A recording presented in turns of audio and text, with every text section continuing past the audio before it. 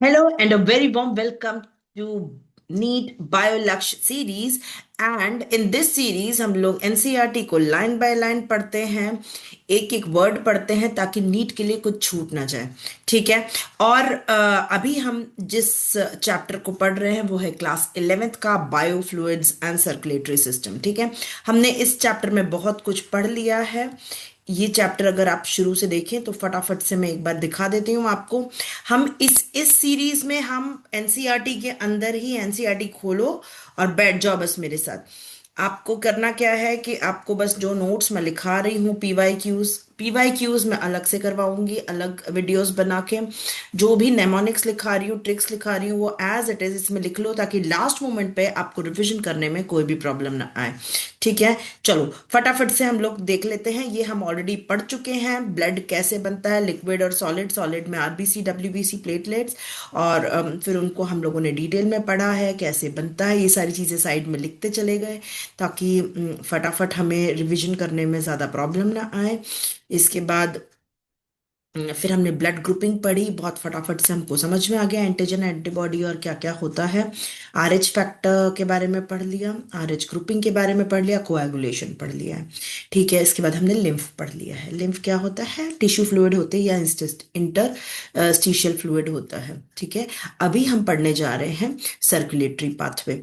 इसमें हम लोग जितने भी जो एनिमल किंगडम ने हमने सारे, आप एक अगर आपने एनिमल किंगडम मेरा नहीं अटेंड किया है तो प्लीज जाओ और एनिमल किंगडम अच्छे से पढ़ो, पूरा का पूरा आपको याद हो जाएगा बायोलॉजी सीरीज में, क्योंकि मैंने एक एक वर्ड और एक एक लाइन का मीनिंग समझाया है एनिमल किंगडम में। और उसके साथ इतनी अच्छी ट्रिक्स लगाई हैं कि आपको पूरा का पूरा चैप्टर आपके फिंगर टिप्स पे याद हो जाएगा, तो आप उस पे जाके पढ़ सकते हो। अभी हम पढ़ेंगे सर्कुलेटरी पाथवे। द सर्कुलेटरी मैं फटाफट से एक बार रीड करती हूँ और फिर मैं आपको फटाफट से समझा दूंगी, तो आपको जल्दी से थ्रू हो जाएगा। Without wasting any time, let's start. Circulatory pathway. The circulatory patterns are of two types, open and close. ये हम लोग एनिमल किंगडम में पढ़ चुके हैं, फिर से हम इसमें फटाफट से देख लेंगे। Open circulatory system is present in arthropods and mollusks, in which blood pumped by the heart passes through large vessels into open space or body cavity called sinuses. Sinuses होते हैं, उसमें जाता है। फिर annelids and chordates have closed circulatory system, मतलब हम लोगों के अंदर क्लोज्ड सर्कुलेटरी सिस्टम होता है, इन विच the blood pumped by the heart is always circulated through closed network of blood vessels. This pattern is considered to be most advantageous as the flow of fluid can be more precisely regulated. ठीक है। तो जो हम लोगों के अंदर होता है, एनालिट्स के अंदर होता है, वो होता है क्लोज, और उसी के बारे में हमको डिटेल में पढ़ना है। ठीक है। मैं एक बार इसको पूरा पढ़ देती हूँ, फिर आपको मैं ये इस तरह से नोट्स चार्ट साइड में लिखवा दूंगी, तो आपको जल्दी जल्दी समझ में आ जाएगा। ठीक है। तो जो ओपन होता है उसमें ब्लड वेसल्स नहीं होती हैं, और जो क्लोज्ड होता है उसमें ब्लड वेसल्स होती हैं, मतलब एक तरह से पाइपलाइन है और बिना पाइपलाइन है, यानी कुएं में से पानी सीधे सीधे निकालो बाल्टी में से, तो वो हो गया ओपन सर्कुलेटरी सिस्टम। और अगर हम लोग पाइपलाइन के थ्रू कर रहे हैं, मोटर से चढ़ा रहे हैं, ला रहे हैं, तो फिर उसको कहते हैं closed circulatory system. ठीक है। all vertebrates possess a muscular chambered heart. ठीक है। vertebrates जितने भी होते हैं उसमें मस्कुलर हार्ट होता है, मसल से बना होता है। फिशेस में टू चेम्बर्ड होता है। ये मैं पूरा आपको शॉर्ट में बता दूंगी, आपको पूरा याद हो जाएगा, तो डरने की जरूरत नहीं है। Fishes have two chambered heart with one atrium and a ventricle. ठीक है। देन एम्फीबियंस, फिशेस के बाद आ गए amphibians and the reptiles. Reptiles में से क्रोकोडाइल इसमें एक्सेप्शन है, ये याद रख लेना क्योंकि ये इंपॉर्टेंट है। हैव थ्री चेम्बर्ड हार्ट, क्योंकि क्रोकोडाइल जो होता है उसमें फोर चेम्बर्ड हार्ट होता है। वो रेप्टाइल जरूर है लेकिन उसमें फोर चेम्बर्ड हार्ट है, लेकिन बाकी सभी एम्फीबियंस एंड रेप्टाइल्स के अंदर थ्री चेम्बर्ड हार्ट होते हैं, जिसमें से दो जो होते हैं वो होता है एट्रिया, और जो सिंगल होता है वो होता है वेंट्रिकल। ठीक है। अभी ये सब समझ में आ जाएगा आपको। ठीक है। Whether where as crocodiles, birds and mammals possess four chambered heart with two atria and two ventricle. ठीक है। इसमें टू चेम्बर टू एट्रिया होता है, टू वेंट्रिकल्स होते हैं। ठीक है। In fishes, the heart pumps out deoxygenated blood, which is oxygenated by gills and supplied to the body parts from where the deoxygenated blood is returned to the heart. इसको single circulation बोलते हैं, ठीक है। मतलब इसमें होता क्या है कि जो फिशेस का हार्ट होता है वो डीऑक्सीजनेटेड ब्लड को गिल्स के पास भेजता है, और गिल्स उसको क्लीन करके बाकी पूरे बॉडी पार्ट्स के पास भेजता है। फिर बॉडी पार्ट से वापस से डीऑक्सीजनेटेड ब्लड जो रहता है वो हार्ट के पास चला जाता है, ठीक है। ये भी मैं पूरा ऊपर दिखाऊंगी आपको। इसको कहते हैं सिंगल सर्कुलेटरी सिस्टम, ठीक है। पहले मैं ये दिखाई देती हूँ आपको ताकि आप कंफ्यूज ना हो। सिंगल सर्कुलेटरी सिस्टम में क्या होता है, फिशेस में होता है सबसे पहले टू चेम्बर्ड हार्ट होते हैं।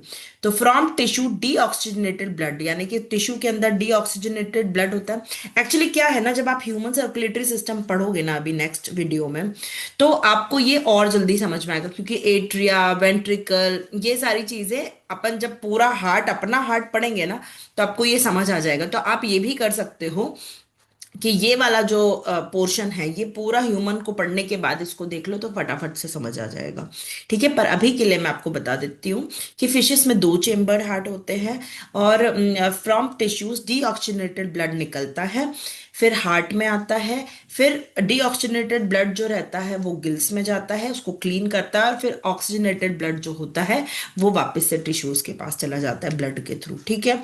ये पूरा सिस्टम हमें क्लियर है, ठीक है। टिश्यूज से हमेशा जो निकलेगा वो होता है डीऑक्सीजनेटेड ब्लड, यानी कि उसमें कार्बन डाइऑक्साइड होगा। और जो टिश्यू से बाहर आएगा ये तो हो गया डीऑक्सीजनेटेड, लेकिन टिश्यू को जो चाहिए या वो होता है ऑक्सीजनेटेड ब्लड, ठीक है। ये मैं आपको बढ़िया से जब ह्यूमन सर्कुलेटरी सिस्टम पढ़ाऊंगी ना, तो ये पूरा ऑन फिंगर टिप्स याद हो जाएगा। तो अभी के लिए बस समझ लो, लेकिन फिर से ये वाले इस वाले वीडियो पे आना और फिर से ये देखना जब एक बार ह्यूमन सर्कुलेटरी सिस्टम खत्म हो जाए तब, ठीक है। अब एम्फीबियंस एंड रेप्टाइल्स में क्या होता है, इसको बोलते हैं सिंगल सर्कुलेशन, ठीक है। अभी इन amphibians and reptiles, the left atrium receives oxygenated blood from the gills और लंग्स और स्किन, ठीक है। रेप्टाइल्स और एम्फीबियंस में क्या होता है, या तो गिल्स होता है, लंग्स होता है, या स्किन से भी होता है, ठीक है। तो वो क्या होता है कि जो लेफ्ट एट्रियम है वहां पे ऑक्सीजनेटेड ब्लड आता है, और राइट एट्रियम जो होता है उसमें डीऑक्सीजनेटेड ब्लड होता है जो बॉडी पार्ट से आता है, ठीक है। अब however they get mixed up in a single ventricle which pumps out mixed blood, इसलिए इसको इनकम्प्लीट डबल सर्कुलेशन बोलते हैं। डबल सर्कुलेशन है क्योंकि एट्रियम में जैसे क्या हो रहा है,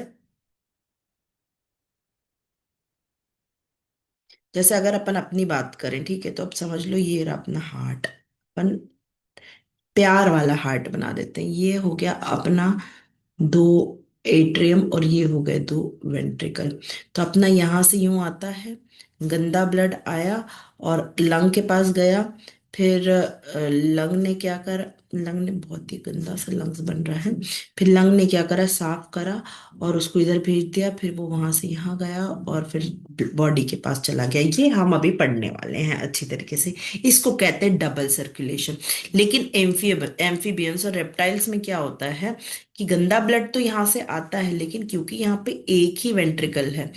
आप एक सेकंड देखो, यहाँ से गंदा ब्लड आया, फिर ये गया अब इनके पास क्या होता है, लंग्स, गिल्स या स्किन, तीनों में से कुछ भी हो सकता है।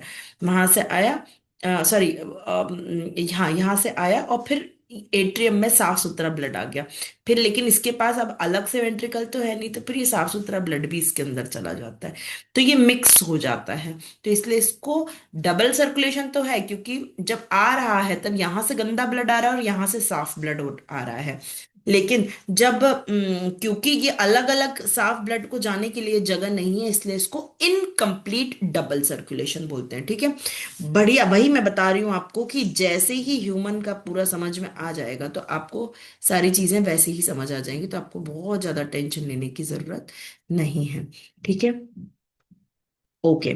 तो इनकम्प्लीट डबल सर्कुलेशन क्यों है, क्योंकि दो एट्रिया हैं, एक में साफ ब्लड आ रहा है, एक में गंदा ब्लड आ रहा है। लेकिन इनकम्प्लीट क्यों है, क्योंकि वेंट्रिकल तो एक ही है। In blood, birds and mammals, oxygenated and deoxygenated bloods blood received from left and right atria respectively passes on to the ventricles of the same side, and the ventricle pumps out without mixing up. Two separate circulatory pathways are present in these organisms. Hence, these animals are have double circulation. Let us study humans. या human पढ़ोगे तो सारा चीजें अच्छे से समझ में आ जाएंगी. तो बस अभी के लिए अपना इतना याद रखो कि फिशेस के अंदर टू चेम्बर्ड हार्ट होते हैं, एक एट्रियम और एक वेंट्रिकल. ठीक है. एट्रियम और जो एम्फीबियंस होते हैं उसके अंदर थ्री चेम्बर्ड हार्ट होते हैं, दो एट्रियम एक वेंट्रिकल. ठीक है. और उसमें इनकम्प्लीट डबल सर्कुलेशन होता है और हमारे अंदर कंप्लीट डबल सर्कुलेशन होता है. एक एग्जाम्पल है जो है क्रोकोडाइल का, जो होता तो रेप्टाइल है लेकिन वो उसके अंदर फोर चेम्बर्ड हार्ट होता है.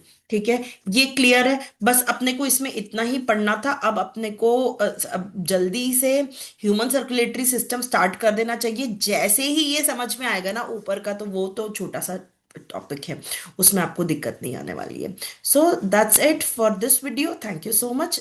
Now we will study human circulatory system.